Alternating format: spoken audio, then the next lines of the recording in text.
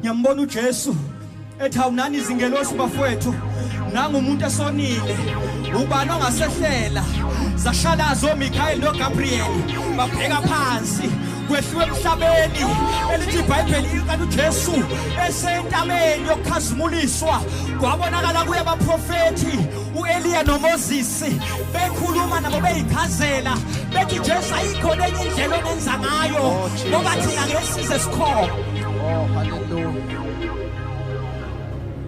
Hayi angiphiki ukuthi namanje bakhona abaprofeti abakhonzwayo. Into enenkinga yayo ukuthi mhlazane kufanele kulanda umuntu bashalaza. Mhlazane kufanele indaba yomuntu isiserious sekufanele umuntu esindiswe kufanele kuphitheke igazi kuze kusinde umuntu wonke umuntu waflathela wabheka lena elithi iBhayibheli bathi besambheka ophethe uJesu emi noEliya noMoses bathi besabukisisa kahle babonela sebengasekho abanye eseselethe uJesu zabhala izenzo zathi ukuba ayikho insindiso ngomunye umuntu alikho elinye igama ayosinda ngalo elika Jesu lodwa.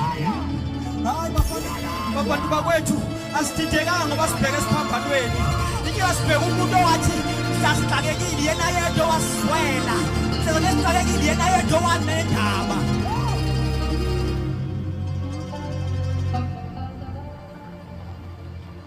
Dabula amazulu wehlele emhlabeni ngoba ezonceda nje ibandla lakhe uJesu wadabula amazulu.